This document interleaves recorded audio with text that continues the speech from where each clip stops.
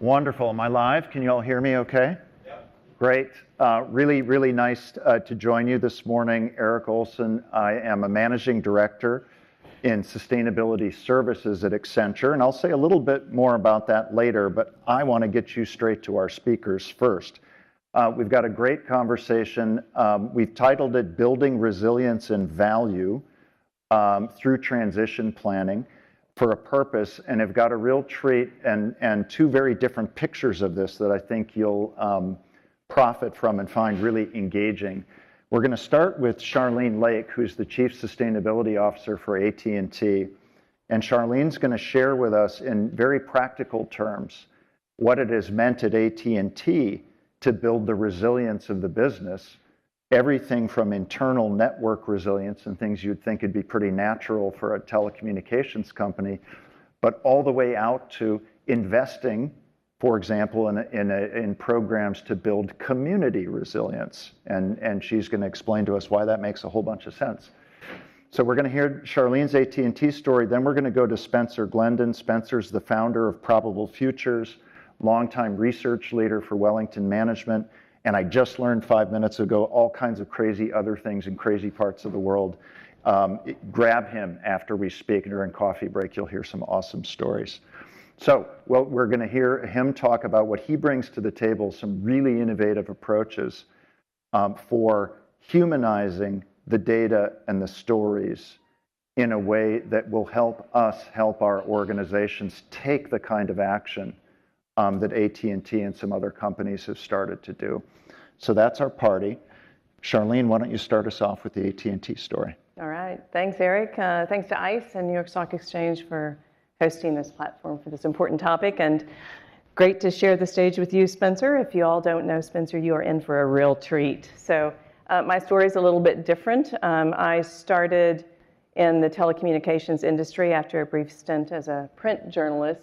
But I started 37 years ago when global warming, probably people still thought there was a benefit, right? That the elongated warmth was good for the crop seasons, right? So things have changed pretty dramatically since then.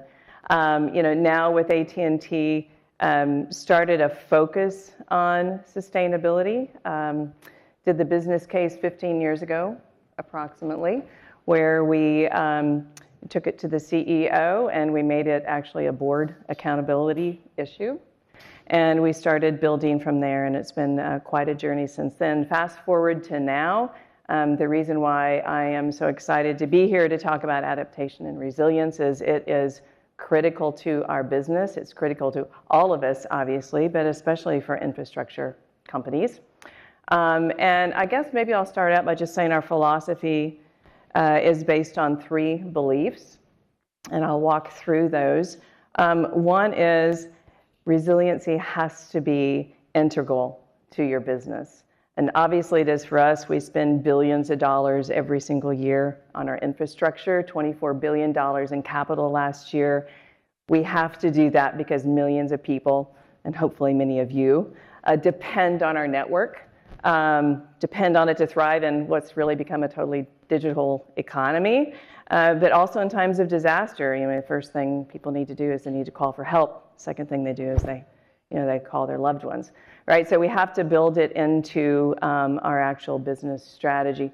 The second belief that we have is, we have to rely on data and data-driven technologies. And so several years ago, we began working with Argonne National Labs, Department of Energy's Argonne National Labs, and we commissioned them to develop new climate data off of climate models that help project the probability of impact to our infrastructure at least 30 years in advance. Now, up to that date, all we had available was a 10-day weather forecast and historical weather data. So this was really critically important to us. We started in the Southeast states, and now we've moved to the 48 contiguous states.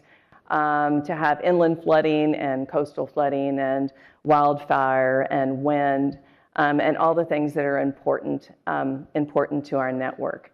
So that simply just helped us make smarter decisions. It helped us prioritize our assets, prioritize our capital, help us understand, where do we concentrate our generators? Where do we invest in floodgates?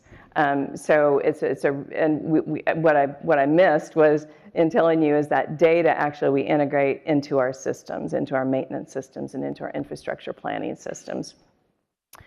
The third belief, as it relates to our resiliency philosophy, is we really have to embrace collaboration. It is not possible, in our belief, to be resilient in a vacuum. This is not a solo performance. It's more like an orchestra. When we respond to a disaster to take care of our network, we depend on the power company and the water company and the sanitation company and the maintenance crews, and all have to be resilient.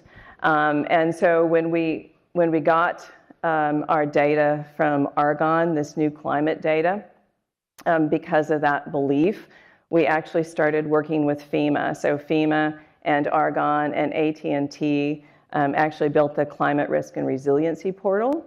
It's fairly new. We just launched it last year. And we took the data that we got from Argonne and we've made it publicly available. It's free. It's free to use by anyone, urban planners, engineers, even just the regular person who's interested in resiliency. And today it has drought and precipitation.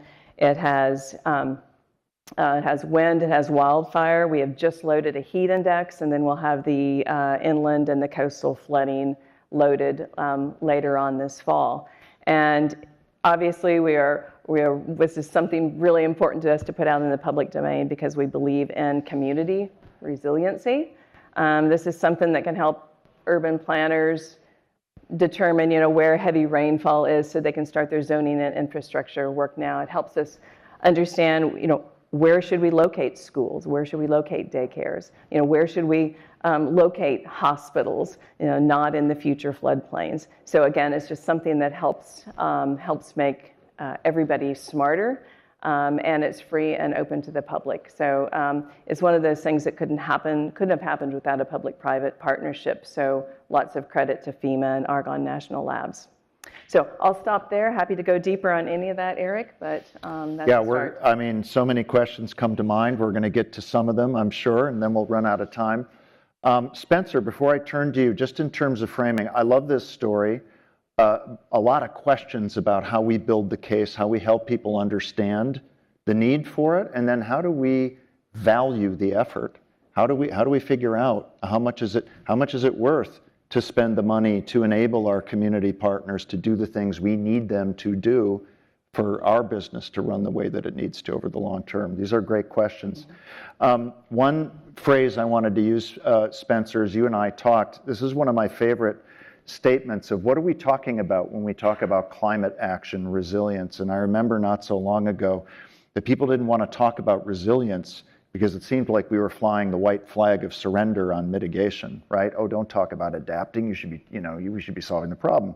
Well, the UN, the fourth IPCC report had a wonderful phrase that I would leave with you, and will frame this for us.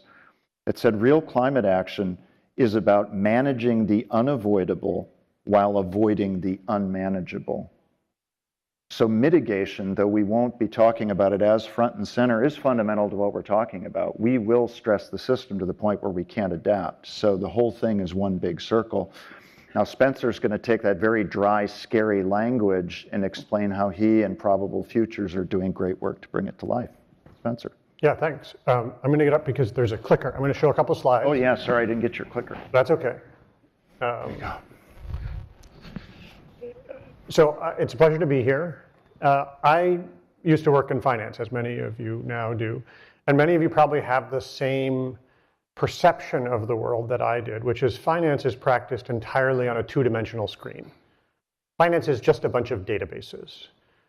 You work in a glass office building, and it's sort of like a spaceship that looks out onto the world vaguely, but basically everything is two-dimensional. And I used to be the director of research at a large investment firm, and I was curious. I was like, we basically never talk about the physical world at work. And we've got all these screens all over the place. They just have numbers on them. I was like, I'd like to see some maps.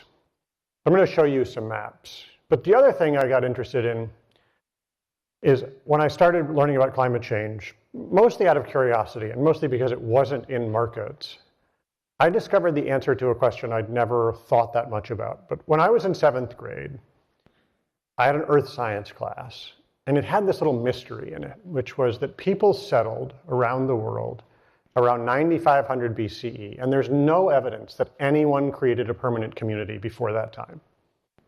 So humans have been around for 190,000 years, and nobody had built a house. Seemed weird. It was like this mystery. So this is in the early 80s, 1981 or 2. Nobody knew why. And then I found out when I started working on climate change that we knew the answer to why. So this is data, probably a longer data series than you use at work. It goes back 1 million years. And humans, the first humans were born in Africa in 200,000 BCE, just like us, people just like us. And what this shows is the average temperature of the atmosphere. And what you see is that from 200,000 BCE to 9,500 BCE, it's up and down. The nice places didn't stay nice. People had to chase the nice weather. You wanted to live with the species that you thrived on, whether they were plants or animals. You had to follow them as the climate forced them to move. And then in 9,500 BCE, the climate stabilized, and it barely fluctuated a single degree. And that constancy is what allowed humans to plan. And effectively, a stock market is just about planning. It's a planning device. But planning is a whole lot easier if you can just say, well, I know the future is going to be like the past. And that's what happened. But why are we having this conference? Well, because we're actually outside that band of civilization now. We're at 1.2 degrees C. We'll be at 1.5, maybe next year, actually. There's like a 50 to 60% chance, according to climate scientists with whom I collaborate, that we'll see 1.5 next year. We've never been above 1.1 for all of civilization, which means all of the buildings in Manhattan are basically zoned wrong. They have the wrong HVAC system. They have the wrong storm sewer. They have all this infrastructure. And Charlene and her company have done this great work to figure out how that applies to cell phone towers and cables and other things. We need to figure it out for everything. And to Eric's point, this is not just about adaptation and resiliency, it's also about mitigation, because I'm going to show you some data. So Probable Futures is a not-for-profit endeavor to make the kind of data that Charlene was talking about that was made by research scientists around the world publicly available for everybody. And the world is broken up on this data. You can do it for every country in the world except for those in the middle of the Pacific, into 22-kilometer grid cells, so little grid cells that tell you how the weather will change. And the way it works is that you can see there's a purple caret at the top that says 0.5 degrees C. That's 1971 to 2000. That's the climate that everybody assumed would persist. That's the climate all these buildings were built for, right in the middle of that green band. And this is a map of the likelihood of an extreme year-plus drought. And everywhere on the map here is a 5% chance. So it's a drought that in that location had a 5% chance. So what happened when we went from 0.5 to 1 degree C? Well, the places that are colored now, they have an 11 to 20% chance of a drought. That was rare. It's now every 5 to 10 years.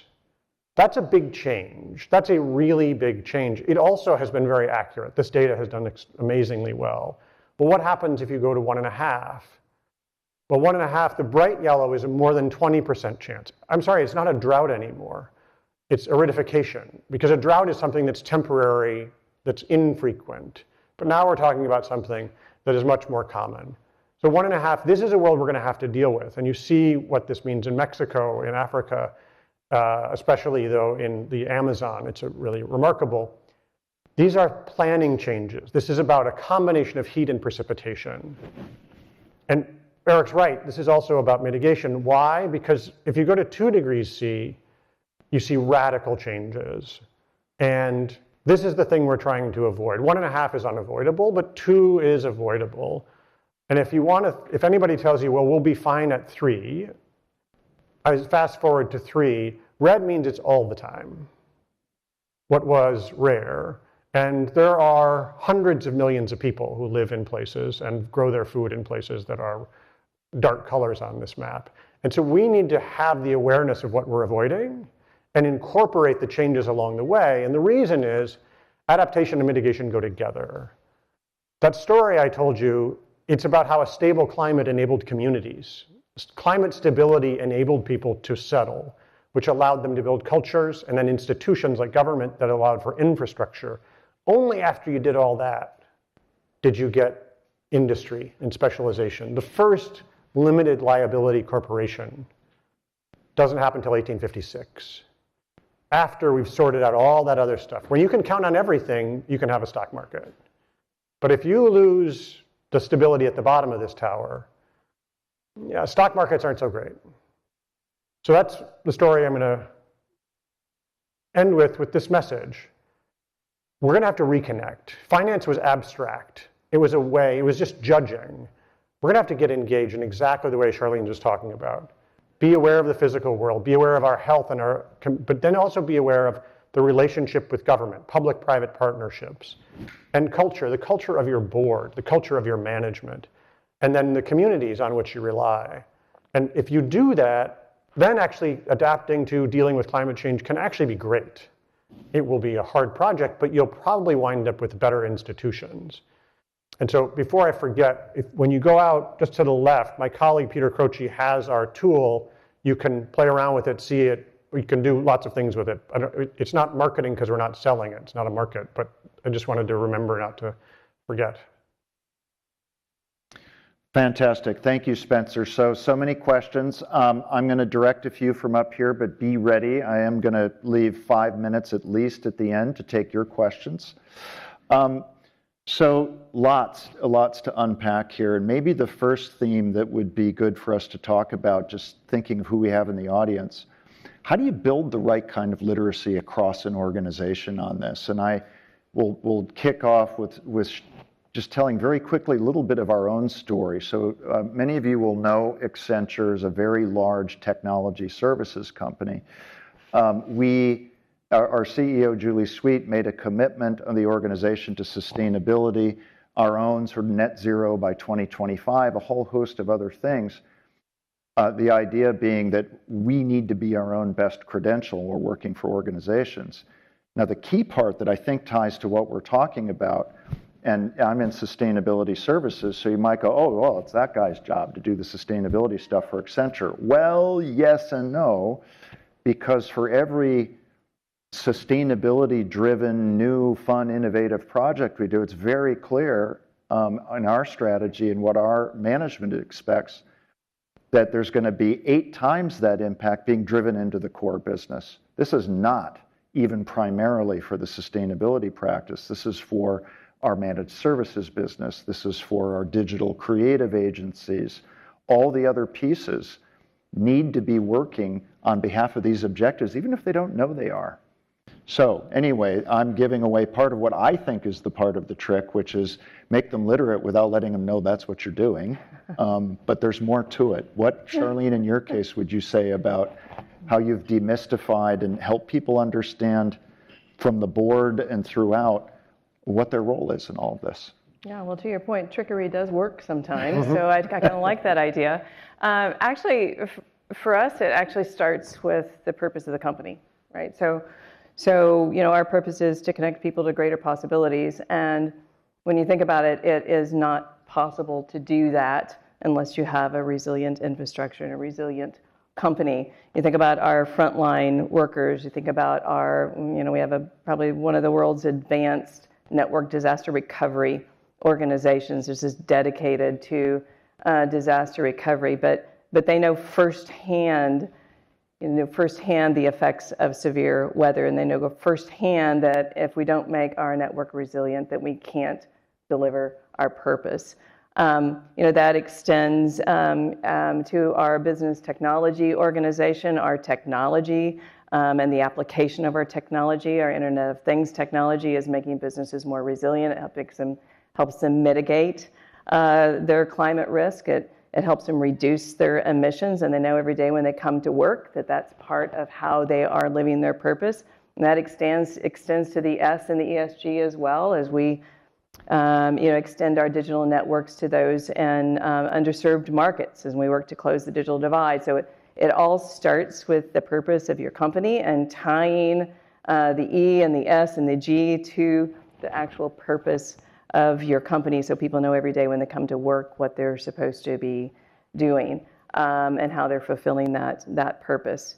Beyond that, the goals that we set externally, we bring internal, and sometimes we adapt them to internal goals, and we help individuals throughout the company understand how their particular job is helping to deliver on that goal. And we've set different activities in different ways that each department can fit into those goals, so they can actually see that every day then they come into work, so that it all ladders up to, again, the purpose of the company. So Super. Spencer, how about you? We were talking about boards. We were talking about a lot of different things. Yeah, so there are 2 points I make that I think help people get to this place. The first is that up until 2020, the preceding really 40 years were the easiest time in history to get rich.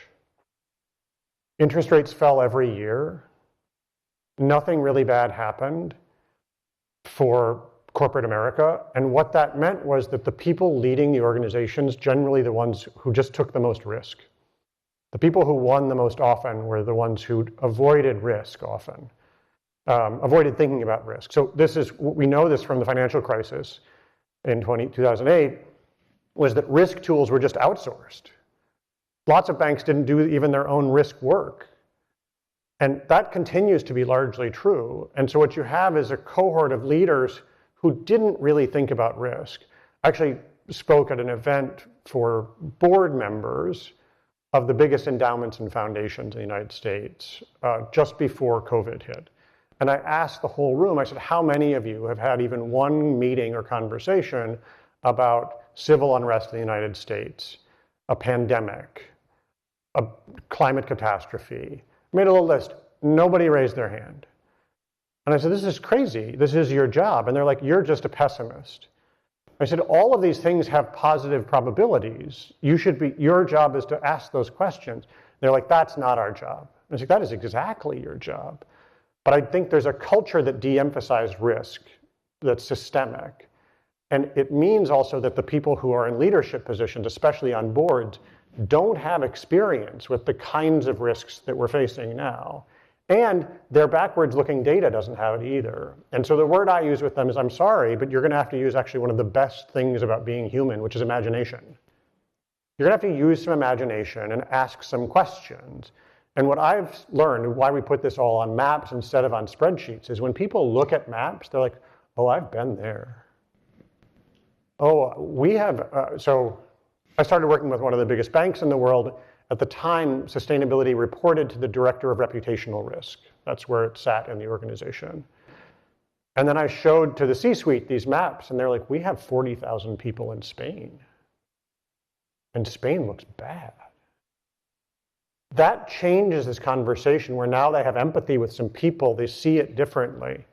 And so the last thing I say is, I'm curious. I actually almost never have to ask this question, it just comes up. Mostly people say, after they've been a bit resistant, so you know who was really interested in this? My kids. Mm-hmm. I said, are your kids stupid? And they're like, no, my kids are brilliant. And I was like, well, so you got brilliant kids who are interested in this, but you don't think it's relevant at work? It's a little insidious. It's a good form of trickery. But it is effective because for 40 years they did business and it never went home. Their kids weren't interested. Nobody cared if you were long T-bills. But are you doing anything about climate change? Your kids care. And so there are ways in that involve some of the best parts of being human, which is, people you love and imagination. Bringing those into work can, isn't so bad. So I'm gonna stop you there. We've got time for a question. I lied. I gave you just a minute or two instead of 5. But does anyone have a burning question? Jeff. Yeah, just curious because ESG is obviously a politicized topic today. With ESG being a very politicized topic today, are you leaning more into this concept of stakeholder capitalism versus shareholder capitalism? Is that an easier way to have the dialogue at AT&T or with companies and boards? Because that seems to be, if we get through the kind of mud of ESG confusion, where the dividing line is, that some people actually care about stakeholder capitalism and some people only care about shareholder capitalism. And is that coming up in board meetings or places that you're speaking? We get one soundbite each on that, and then we. I'll start just real quickly. Yes, but instead of ESG, I mean, the focus is talk about reducing expenses, talk about retaining your workforce, talk about, those types of things that are really relevant, and talking the platitudes of ESG, I think they just don't really apply as much anymore. We should have always been talking about the benefit to the business. So the largest hedge fund in the world called me unsolicited and said, "We really love your work." And I was like, "Why? I'm not helping you."